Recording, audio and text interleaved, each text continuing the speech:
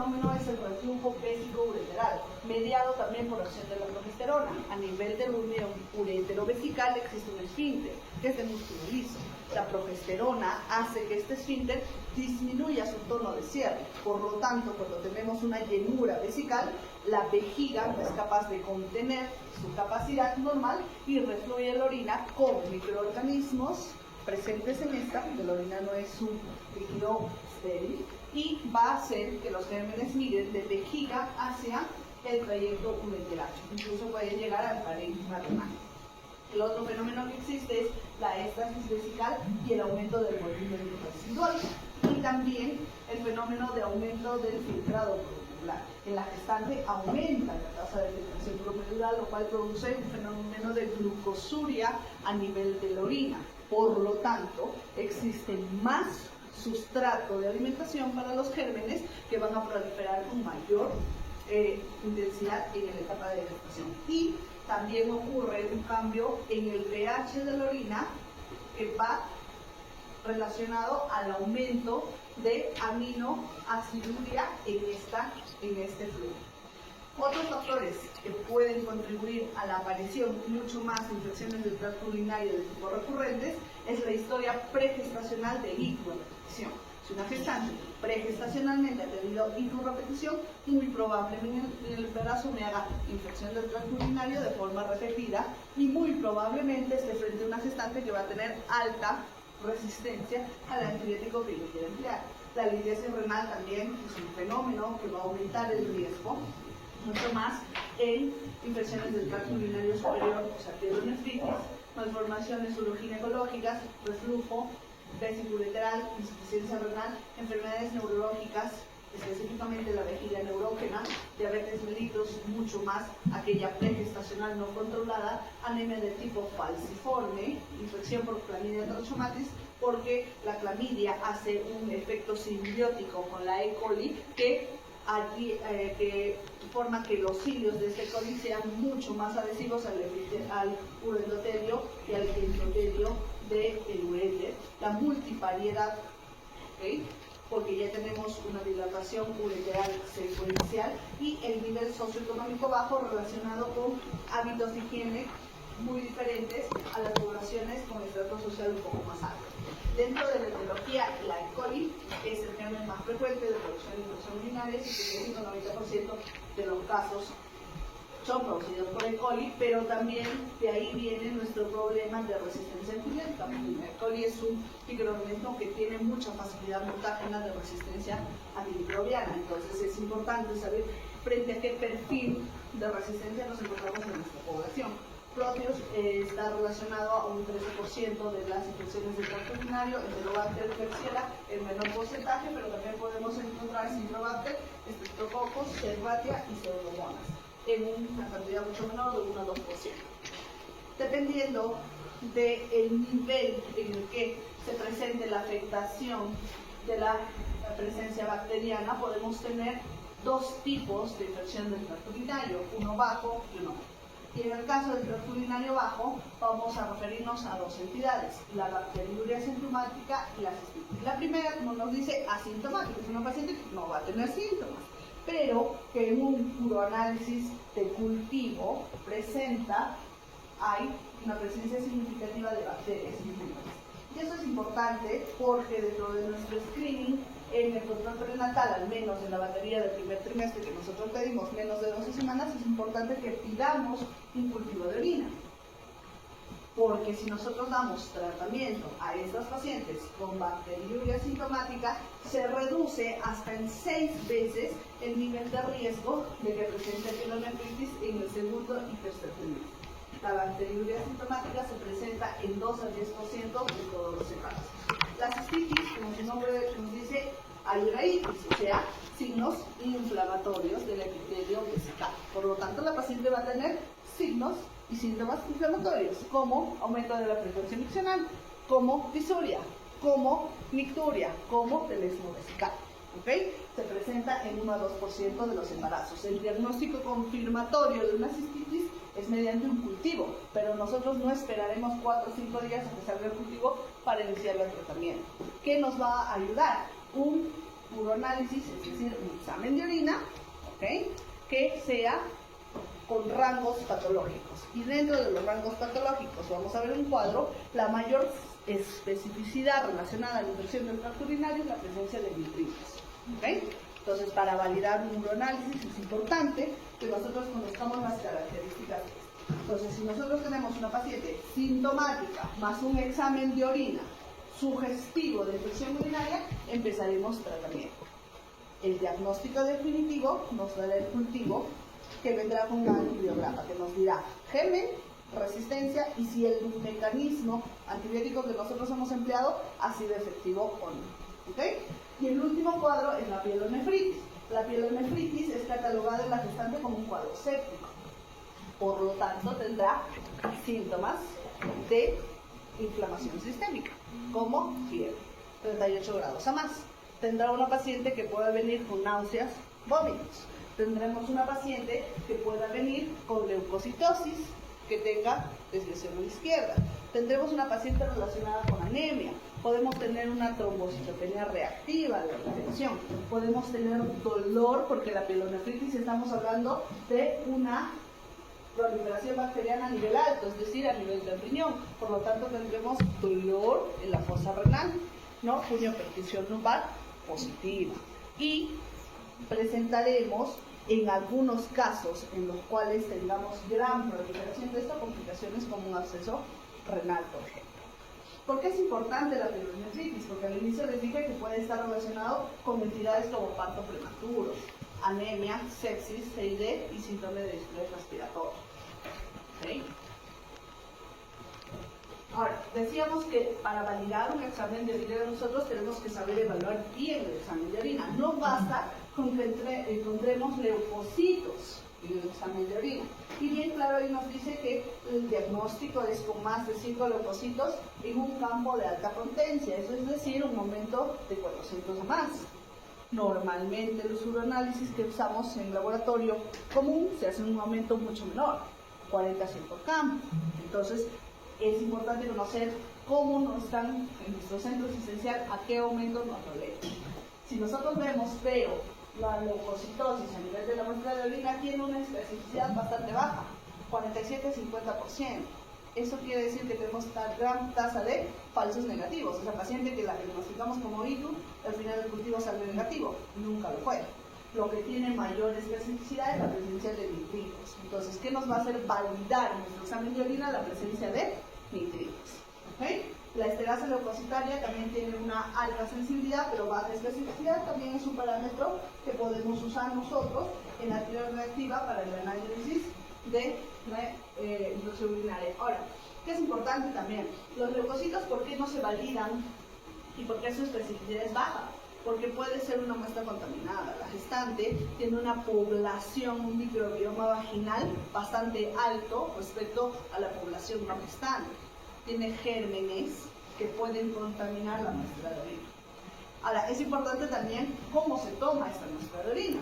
Casi siempre viene la paciente de emergencia, le mandamos, ya señora, su muestra de orina y no le explicamos cómo debe ser tomada esta muestra de orina.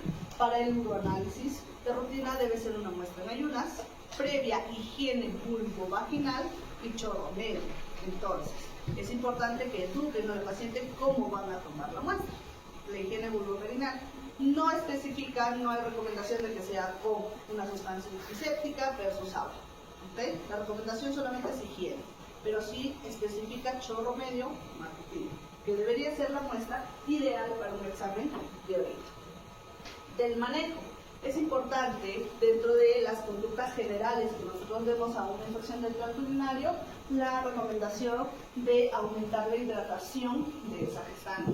También es importante que se le explique que tiene que vaciar, de preferencia un vaciamiento completo de la vejiga de forma frecuente y mucho más después de tener relaciones sexuales.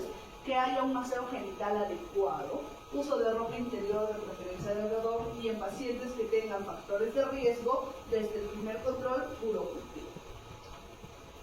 Dentro del manejo específico para la bacteriuria asintomática, que es la presencia de bacterias de forma significativa, que son más de 100.000 unidades formadoras de colonia, en la muestra de orina,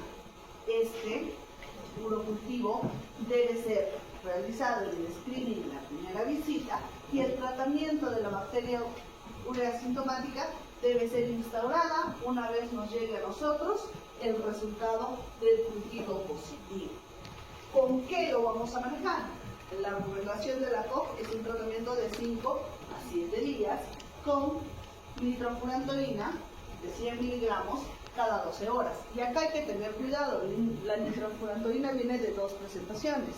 La genérica, que es de 100, que se da cada 6 horas, y la nitrofurantoína que nos dicen acá que es la XR, que es la presentación de larga presencia en sangre que se da cada 12 horas. Entonces, cuando nosotros mediquemos, vamos a poner bien claro nitrofurantoína XR, que es la que se da cada 12 horas. Si nosotros solamente ponemos nitrofurantoína, va a ser la de pequeña carga que se da cada 6 horas y esa no es la que utilizamos para el tratamiento. 5 a 7 días. Es importante no el uso dentro de las primeras 12 semanas y en las últimas semanas de la gestación, a partir de la semana 34, también hay que tener cuidado con el uso del nitrofurantoína. La otra opción que tenemos es la asociación de sulfamethoxazol más trimetoprim en una posología de 800 sobre 160, que también se da cada 12 horas y 5 a 7 días. O podemos usar fosfomicina. La fosfomicina viene en un sobre granulado de 3 gramos que se da en monodosis, o sea, una sola vez. ¿Por qué no cefalexina, no amoxicilina, no amoxiclavulánico de primera opción? Porque dijimos que la E. coli tenía una alta resistencia a beta-lactámicos. Por eso es que no lo damos como recomendación en primera línea. ¿Se entiende? Ahora, después de una bacteriuria, ¿pedimos cultivo de control? Esa es la gran duda que se hace, ¿no? ¿Le pedimos o no le pedimos?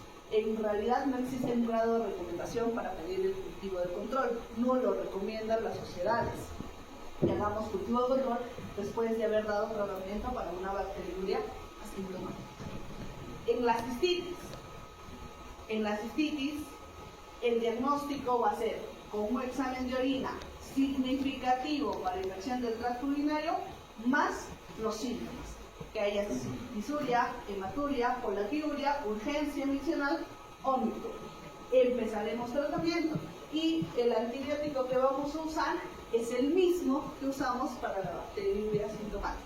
Nitrofurantoína de 100 cada 12, 5 a 7 días, sulfa más trimetoprim de 800 a 160 cada 12, 5 a 7 días, fosfomicina 3 gramos monodosis, amoxicilina de cefalexina de 250 a 500 cada 6, 5 a 7 días, amoxicilina 500 cada 8, 5 a 7 días, o amoxicilina clavulánico si es de 500 cada 8, 5 a 7 días, o si es de 875 cada 12, 5 a 7 días. Pedimos cultivo de control, en realidad no hay una indicación que te diga que le tengas que pedir. ¿Cuándo pedimos? Cuando, a pesar de haber terminado el esquema de tratamiento, persisten los síntomas o tenemos el antecedente de hiporrepetición. Son los dos casos donde clínicamente ustedes pueden indicar un cultivo de control. Entonces, presencia o que los síntomas no desaparezcan o que vuelvan a aparecer o antecedente de hiporrepetición. En la demás población, ¿le pediré? En realidad no hay necesidad de hacerlo y tampoco tiene un grado de recomendación. Esto ya lo habíamos mencionado, los beta-lactámicos es importante evaluarlos por la alta tasa de resistencia. Dijimos que el cultivo no es de rutina, evaluaremos la condicionante a qué paciente le vamos a dar. La pielonefritis, dijimos que se maneja como un cuadro séptico. Entonces, si se maneja como un cuadro séptico, el tratamiento será intrahospitalario. ¿Cierto? Tendremos que hospitalizar a una paciente para empezar el tratamiento. Aquí sí es importante, cuando venga la paciente con síntomas de pielonefritis, fiebre, náuseas, vómitos, dolor en la fosa renal, percusión lumbar, leucocitosis y un examen de orina sugerente de infección urinaria, yo hago el diagnóstico de pielonefritis. Hospitalizo a mi paciente y antes de instalarle el tratamiento tengo que tomar una muestra de cultivo. Y esta muestra de cultivo sí o sí se toma con sondaje, o sea, cateterización. En los otros dos casos será chorro medio de una muestra de preferencia en ayunas o matutina, previa higiene. En este caso sí es por cateterismo vesical. ¿Cuál es el antibiótico que nosotros podemos usar? Podemos usar la solución de ampicilina y gentamicina. 2 gramos de ampicilina cada 6 horas, asociado a gentamicina, 1.5 miligramos por kilogramo si es cada 8 horas, o 5 miligramos por kilo cada 24 horas. Y esto es lo que ustedes en sus puestos de salud van a tener en la clave amarilla, AMPI 0. Entonces, es importante que se aprendan el esquema.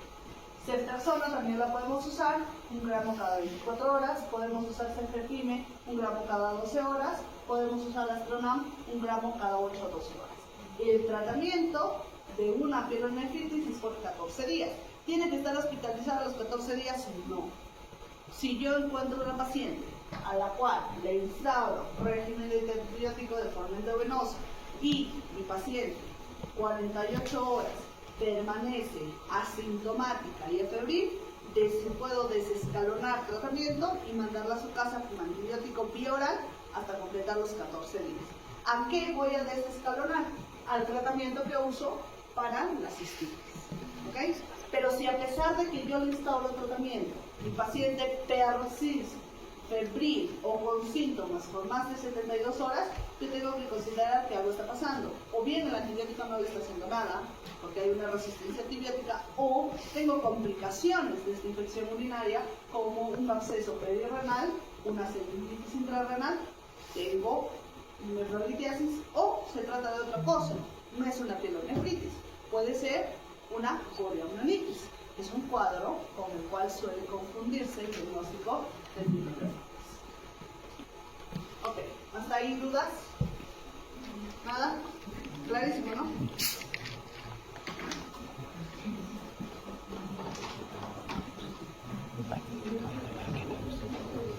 Y lo otro que vamos a ver hoy día es VIH de gestación. Doctora, ¿hay una persona? ¿Puede pasar? No.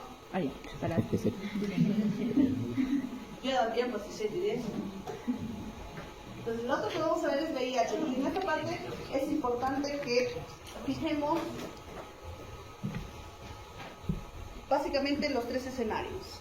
Y en los escenarios vamos a ver a qué se refiere cada escenario, qué voy a hacer con mi paciente y cómo voy a manejar la vía del parto. Entonces, es importante que recuerden esas cosas. Y aparte de todas las cosas que puedo hablar. ¿Okay? ¿Por qué es importante el manejo del VIH en la gestación? Básicamente porque nosotros queremos reducir nuestra vía de transmisión vertical.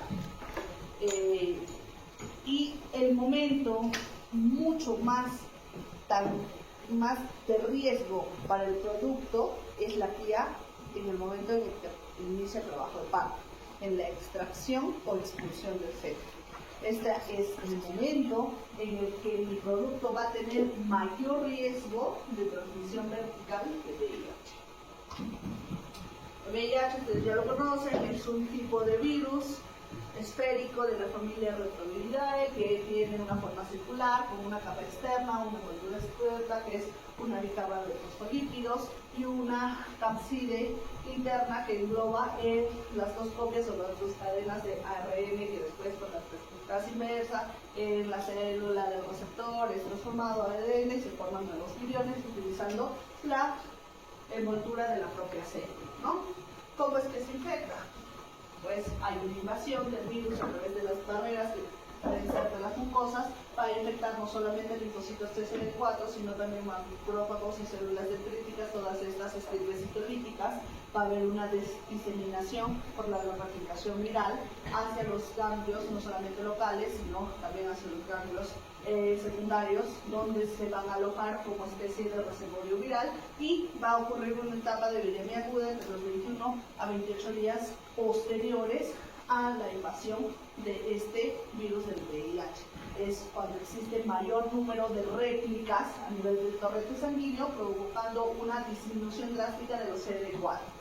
En este momento es importante conocer los síntomas de viremia aguda, mucho más en la gestante, porque por ejemplo en casos en el cual tengamos una paciente que convive con un VIH y tenemos síntomas de epidemia aguda, ya no pediremos pruebas rápidas porque no se va a formar los CD4. El diagnóstico confirmatorio lo haremos con una PCR de identificación o con la identificación de una carga viral, ¿no?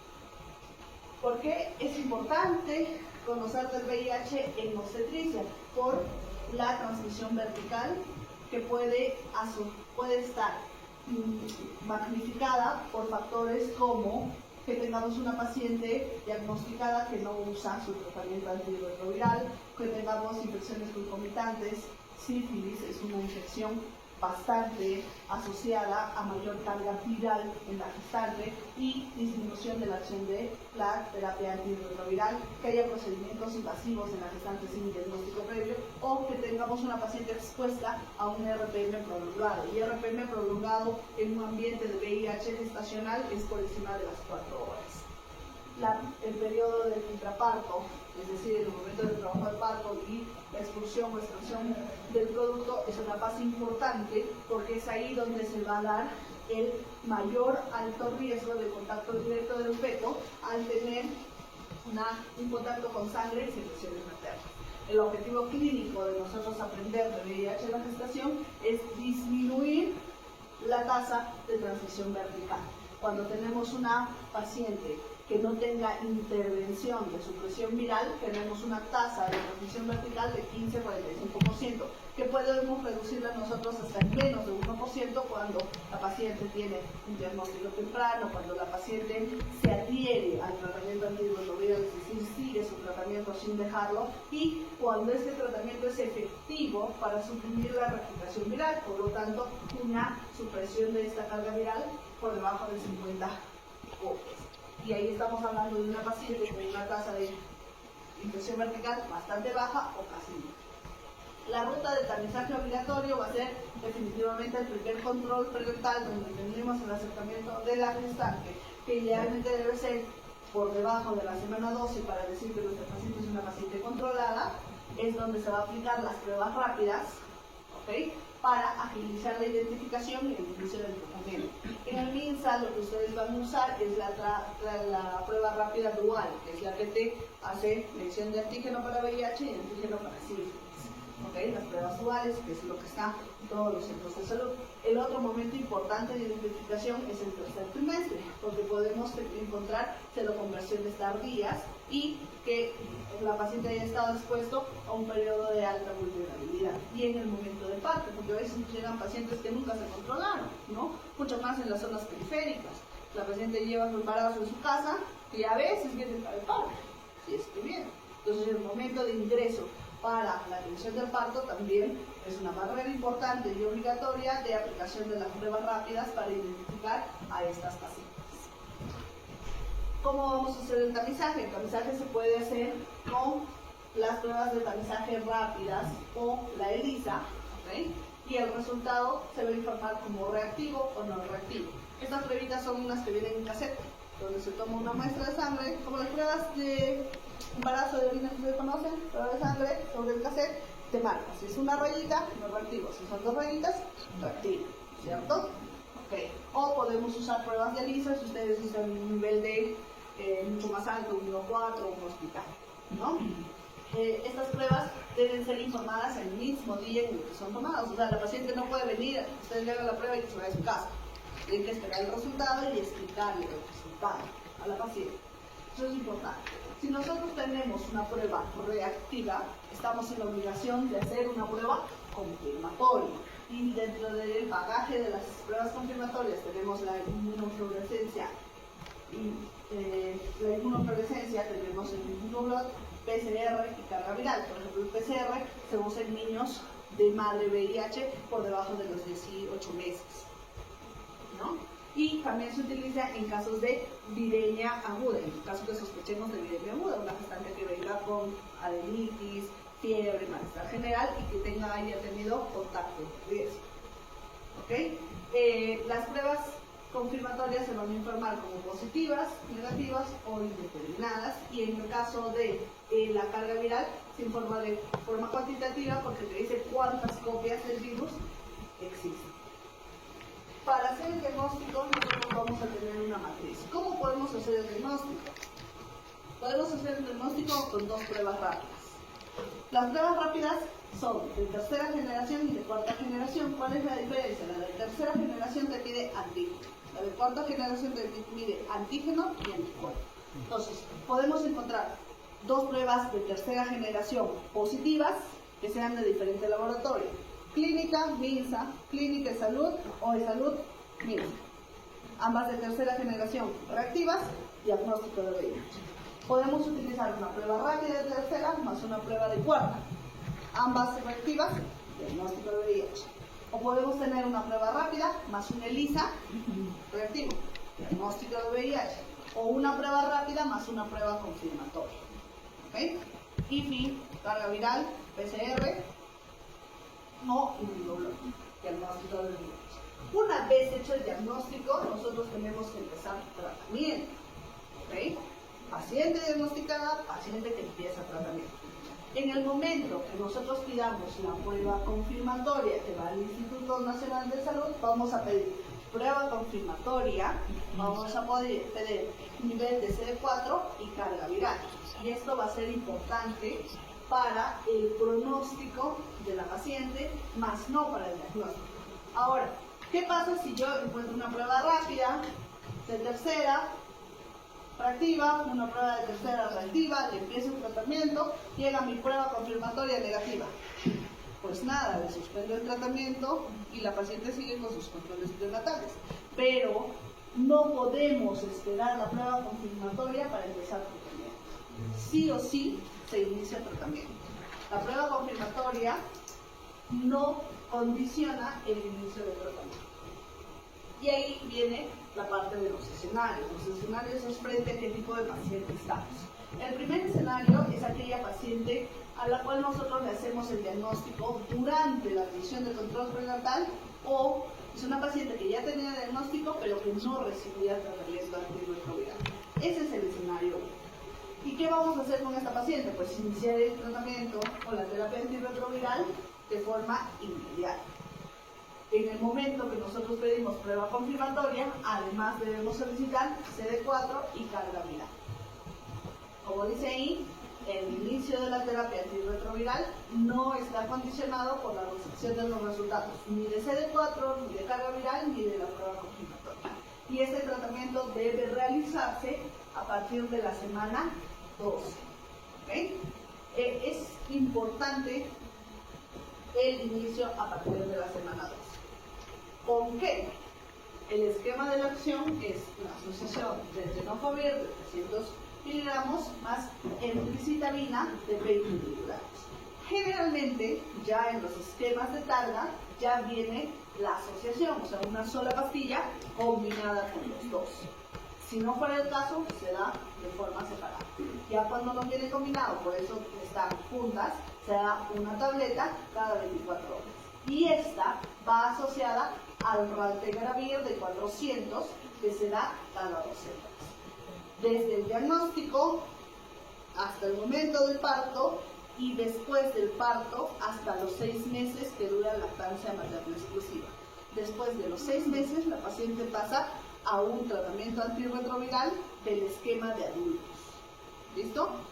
Hago diagnóstico, inicio este esquema, todo el embarazo, parto, lactancia hasta los 6 meses, que, es lactancia, que debería ser lactancia exclusiva, y la paciente pasa a su esquema. ¿Por qué a los 6 meses? Porque después del parto, a los 6 meses, yo hago una nueva carga viral, un nuevo CD4, que nos va a hablar de si esta paciente con este tratamiento tiene una carga detectable o indetectable, y eso le servirá para la modificación de carga normal de adulto. Si yo no tengo dosis combinadas y no hay disponibilidad de esta combinación de tenofovir más emtricitabina, lo que voy a usar es tenofovir, una tableta cada 24, más la mibudina, que son una tableta cada 12 horas, más raltegravir de 400 cada 12 horas. Si mi paciente tiene alguna contraindicación para el uso de tenofovir, no lo voy a usar, uso sidobudina más la bibudina cada 12 horas más Raltegravir de 400 cada 12 horas. Si mi paciente tiene una contraindicación para el Raltegravir, el esquema que voy a usar es tenofovir más la emtricitabina en esquema combinado, una tableta cada 24, más efavirenz de 600, que se va a dar cada 24 también. ¿Qué hay del parto en este escenario 1? La vía del parto va a depender de mi carga viral en las últimas 4 semanas antes de la fecha probable de parto. Entonces, 4 semanas antes de la fecha probable de parto, yo pido carga viral. Si mi carga viral está por encima de 1000 copias, mi paciente tiene que ir a cesárea. ¿A qué semana? A la semana 38. Si mi carga viral es menos de 1000, yo puedo dar chance vaginal a mi paciente. O sea, puede hacer un trabajo de parto para que termine por vía vaginal. Cuando no tenga el número de copias, es decir, no se haya realizado esa carga viral en esas 4 últimas semanas, o ya mi paciente me venga con dilatación mayor de 4 o las membranas rotas, la vía va a ser que siga su parto vaginal. ¿Se entiende? Ahora, durante el manejo del trabajo de parto e independientemente del esquema que esté usando la paciente, yo tengo que hacer la administración de sidomudina endovenosa por 3 horas. Es decir, si mi paciente tenía más de 1000 copias y yo la programé para las 38 semanas, su cesárea a las 10 de la mañana, empiezo sidomudina desde las 7 de la mañana. La primera hora va 2 miligramos por kilogramo de peso y las otras 2 siguientes a una dosificación de 1 miligramo por kilogramo por hora, hasta el momento en que se ligue el cordón. Y el cordón se hace un pinzamiento inmediato sin ordeñar. Entonces acá no hacemos el contacto piel a piel, acá no hacemos que la ordeñamos, esperamos los 3 minutos para hacer el pinzamiento diferido por la anemia fetal, no. O sea, sale el bebé, ya sea por vía vaginal o la extracción, pinzo cordón sin ordeñar y entrego. ¿Okay? Y 3 horas antes de ese momento tiene que haber estado con administración de sidomudina. 2 miligramos por kilo la primera hora y 1 miligramo por kilo las otras 2 semanas. ¿Listo? Entonces el protocolo de cesárea electiva, cuando tenemos una carga viral por encima de 1000 copias, semana 38. ¿Ok? Semana 38. Y debemos de evitar en la cesárea por que haya riesgo de contagio. ¿Y cuáles son esas consideraciones que tenemos que tener? Primero, la profilaxia antibiótica que vamos a usar, cefazolina 2 gramos, y endovenosa 30 minutos antes del procedimiento. Tenemos que realizar una extracción limpia, de preferencia con bolsas simples. Al momento de hacer la histerectomía de la cesárea, no vamos a llegar hasta la membrana. Se va a aperturar solamente la capa del útero y se va a tratar de que la extracción sea con la bolsa limpia. Hemostasia minuciosa es importante, ¿ok? Y se tienen que reemplazar las compresas para evitar el contacto del recién nacido con la sangre materna. En el caso que sea vía vaginal, tenemos que evitar que haya amiotonía temprana. Muchas veces cuando ustedes han ido a los hospitales han visto que una forma de mejorar el patrón de dinámica uterina, por ejemplo, o evaluar el descenso del polo fetal, es hacer una amiotomía, o sea, romper bolsas, ¿cierto? En la paciente con VIH se debe evitar en lo posible hacer esto. Evitar parto instrumental, no se recomienda vacuum, voces, ni ninguna instrumentación en el caso del parto vaginal, y evitar en lo posible la episiotomía, ¿no? En realidad en todos los partos se debe evitar, pero mucho más en nuestros pacientes con VIH. ¿Listo? El escenario 2 es aquella gestante que ya tenía el diagnóstico y que ya recibía su tratamiento antirretroviral antes de que se embarazara. En este caso, ¿le cambio el tratamiento al esquema que habíamos visto? No. La paciente sigue con el mismo tratamiento que llevaba de forma pregestacional. No lo cambiamos. Solamente evaluaremos si en su esquema de tratamiento llevaba efavirenz, ahí evaluaremos cómo va siendo la carga viral. Si la carga viral con el uso de efavirenz era indetectable, la dejo con eso. Si la carga viral con el uso de efavirenz es una una carga detectable, recién ahí puedo cambiar el esquema de tratamiento. ¿Listo? Y solicitar estudio de genotipificación para saber por qué este Fabergé me está haciendo efectivo. ¿Qué hacemos en esta paciente en el parto? Lo mismo que el anterior. Pido mi carga viral 4 semanas antes de la fecha probable de parto. Si mi carga viral es menos de 1000 copias, parto vaginal. Si es más de 1000 copias, cesárea. ¿A qué semana? 38. Y una vez que se haya decidido la vía, vamos a hacer la administración de citolina endovenosa igual que en el escenario 1. ¿Se entiende? Listo. El escenario 3 es aquella gestante que no tenía diagnóstico y que se identifica en el momento que ingresa para la atención del trabajo de parto. Cuando ingresa la paciente al trabajo de parto, no tenía diagnóstico, no tenía pruebas, nosotros aplicamos la prueba rápida igual. Si sale reactiva, yo empezaré tratamiento antirretroviral junto con la administración de la ZT, que es la citolina, por vía endovenosa. Y el tratamiento va a continuar después del embarazo, independientemente de los resultados de carga viral CD4 que se soliciten para la prueba confirmatoria. Si esta prueba rápida fue un falso positivo y mi prueba confirmatoria me sale negativo, pues suspendo el tratamiento y no pasa nada.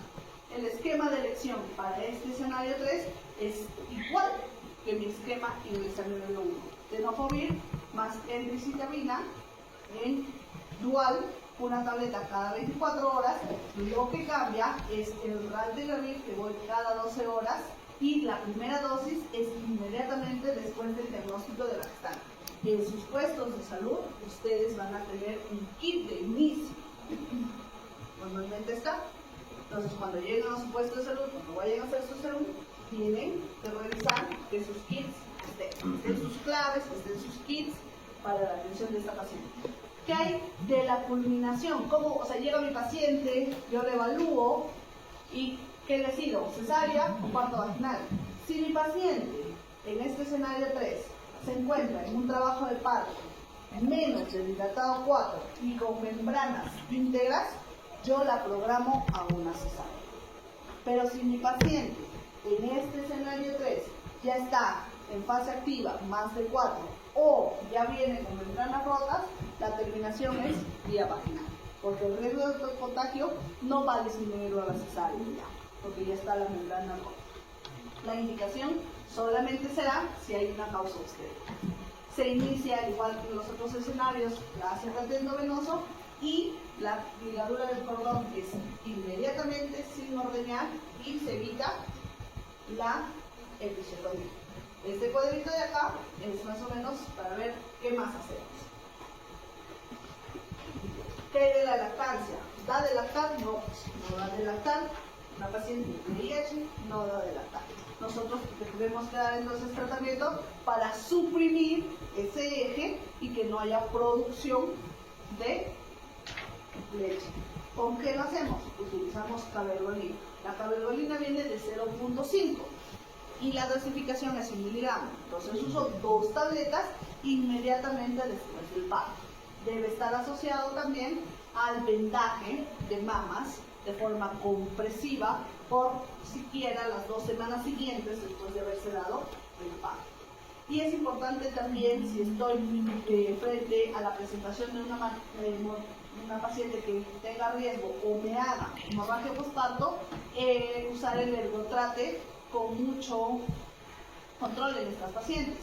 El ergotrate puede tener riesgo de isquemia periférica en la paciente que está usando tratamiento antirretroviral por vasoconstricción exagerada.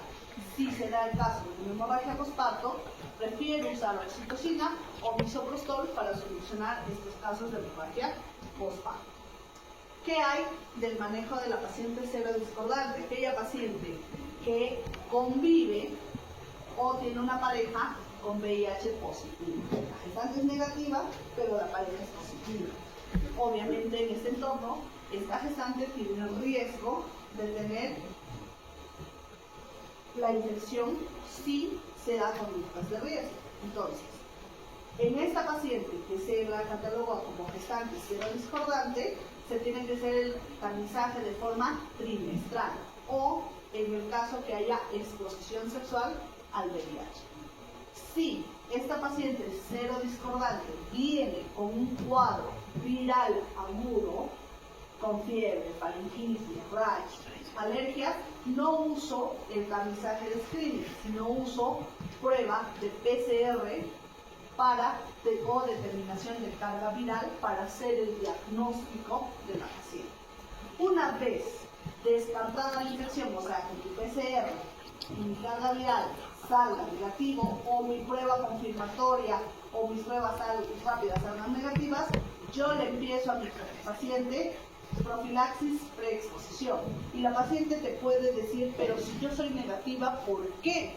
Entonces, para eso es importante que ustedes tengan esa capacidad de llegar a la paciente, de hacerle la asesoría para que pueda utilizar y continuar con su profilaxis preexposición. ¿De qué consta este esquema de la PrEP?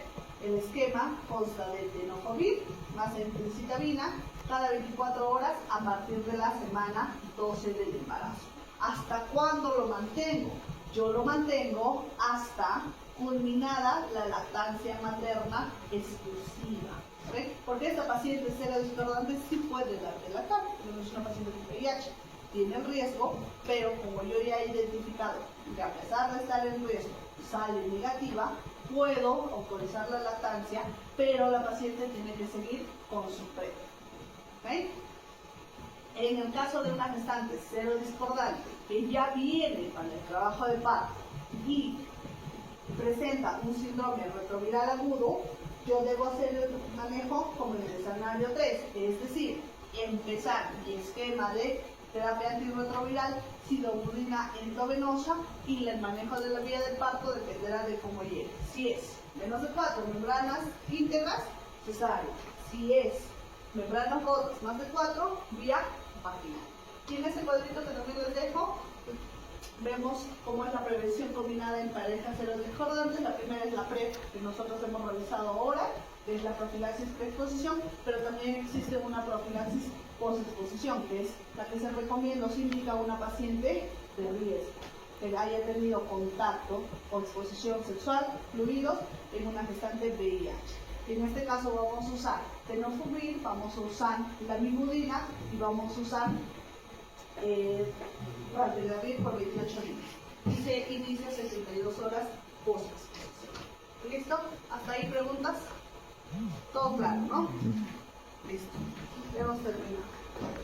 ¿Está lista?